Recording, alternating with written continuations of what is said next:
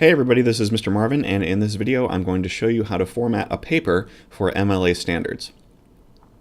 So in addition to having great content in your essays and having really pristine style and well-written sentences that are clear and concise, you also need to make sure that your paper is in the correct format. If you think about a resume, even if you have the most brilliant job experience and your resume is flawless without any typos, if your resume is formatted on purple paper with orange Comic Sans font, nobody's going to take you seriously. So in addition to having great content and great style in your writing, you also need to format your paper properly so that you are perceived as a professional. In English classes, this usually means following MLA standards. So I'm going to show you how to do that in this video. So let's say you've just completed your first essay for English 101, so you have 500 pristine words, the most brilliant ideas that your instructor has ever read. Each one of these sentences is technically flawless. There's not a single spelling error or grammatical error in the bunch. And now you want to format this paper for MLA to make sure that the paper looks correct and professional. So the first thing I'm going to do is I'm going to change the font. So I'm going to highlight everything, which you can do with your mouse or with the keyboard if you're a keyboard person. And I'm going to go up here to the font menu and type in Times New Roman, right? And we want it to be in 12-point font. I should point out here that I'm using Microsoft Word 2011 for the Mac. So your Microsoft Word or your word processor might be a little bit different, but you should be able to find similar settings regardless of the software that you're using. So I've got my font all set up, and now the next thing I need to do is double space. You can see that these paragraphs here are single space. There's extra space between the paragraphs, so I want to double space everything so it looks nice and consistent. So I'm going to highlight the whole document again, and you could hit Command 2 or Command 1 to switch between single spacing and double spacing, but I'm going to use the menu here just for visual purposes. So if I go up here to my line spacing button, if you hover over it, it'll tell you what it does. Pull it down, I'm going to go to 2.0. Okay, that looks a lot better. So now I've got double spacing all throughout the document, but you can see that there's still some extra space right here between these paragraphs, and that's not what I want. I want consistent double spacing all the way through. So this is a tricky one that a lot of students often forget. So what I'm going to do is I'm going to highlight everything again. I'm going to use the same button. On Windows, I believe there's actually an option right below the different spacing options to add or remove space. You want to remove that space between and after paragraphs. On the Mac, I'm going to go to line spacing options, and I'm going to make sure that I don't add space between paragraphs. Okay, and I'm going to click OK. And that's going to get rid of that extra space. So now everything is consistently double spaced all the way down, and that's good. Now because I've double spaced everything and it is consistent, it's now become very difficult to tell where one paragraph starts and another paragraph ends. So to fix this, I need to indent my paragraphs, which you probably already thought of. There are a couple different ways to do this. You can do it with the ruler, which is up here, or you can just hit the Tab key. If you hit Tab, right, you will indent your paragraph half an inch, which is what you're looking for. What you don't want to do is hit the space bar 5 times. That is not a proper indent. So what you want to do is hit the Tab key, or you can highlight your paragraphs, like so, and you can use the ruler to pull the first line of your paragraphs in half an inch. Otherwise, you can just hit the Tab key. Alright, so my paragraphs are now indented. I've got 12-point Times New Roman. I am double spaced. Things are looking a lot better, but I can tell that my margins are a little bit too big. It looks like I've got 1-inch margins on the top, but my side margins, my left and right margins, are a little bit big. So I'm going to double click on my ruler.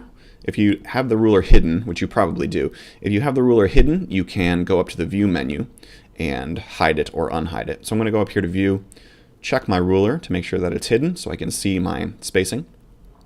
And I'm going to double click on the ruler, and this will bring me to my document setup. I think you can also go to File, Page Setup, depending on the software that you're using. So I want 1-inch margins all the way around. So top and bottom look good, but I want to bring the left and right margins to 1.0 also. There we go. Okay, that looks a lot better. So I've got everything is looking better. The next thing I need to do, though, is I've got this straight edge over here on the right. Okay, that's called justification, and that is not what we want in an MLA formatted paper. When the document is justified like this, when you have this straight edge here, it affects the spacing between the words and the letters and actually makes it harder to read, kind of like a Kindle. So what I'm going to do is I'm going to get rid of that justification by highlighting everything once again. And I'm going to use my left align button here. You don't want to center everything, obviously. You don't want to right align, and you don't want to justify. You want left alignment, so you have a ragged right edge. That's how you remember it. Okay, looking pretty sharp. So next thing I need to do is I need to add some header information, right? So I'm going to put an extra space up here. I'm going to move back up to the top line. I'm going to make sure I don't indent this because I want it flush with the left-hand margin. And I'm going to put my name, my instructor's name,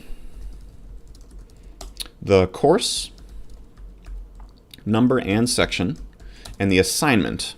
We'll call this essay number 1. And then I'm going to put the due date in European format. That means the date first, then the month, then the year with no commas. Good, so I've got my header information all set. That looks good. Now the next thing I'm going to do is I'm going to add a title. I like to do my title at the end once I have written the paper because that way I know what the paper is about. So I'm going to hit enter, get on a new line, and this I am going to center. And I'm going to center my title. I'm going to type my creative, unique, original, punchy title right here in the center. My title is not going to be essay number 1. That's for sure. All right, so I'm almost done. I've got a couple things left to do. The next thing I need is page numbers, right? So I don't need a page number on this first page because it's clear, given the title and the author information, that this is page 1. But I do want pages on page 2 and 3 and so forth to help my readers stay oriented. So I'm going to go to Insert. I'm going to insert page numbers.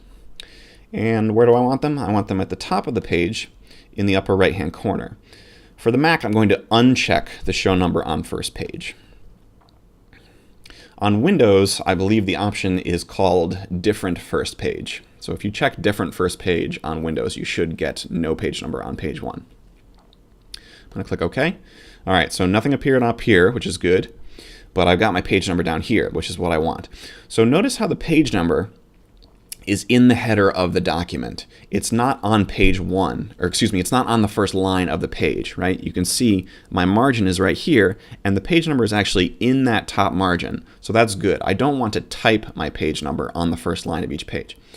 So the number is good, but I want to add my last name. So I'm going to double click up here. I'm going to double click again to get over here on the right side, and I'm going to type my last name. I'm going to tweak the spacing a little bit because I like one space between the number and my name. Okay, so that looks good, but those of you that are paying attention will recognize that this is not 12-point Times New Roman. So don't forget to change your page number to the font that your instructor asks for. 12-point Times New Roman, like everything else. So I'm going to get the page number, which is being very stubborn. There we go. Okay, so I've got Marvin 2 on page 2. I've got nothing on page 1. Everything looks sharp. The only thing I need the only thing I have left to do is my works cited page. So I've got my citation properly formatted down here, but I want to give my works cited page its own page since works cited pages are very important. Now there are a couple different ways to do this. You could just keep hitting enter, right, until you get down to a new page. But that can be very tricky because if you go up here and you start adding stuff to your essay, it's going to push everything down. And so your works cited page is going to end up in the middle of the page, and you'll probably forget to double check that.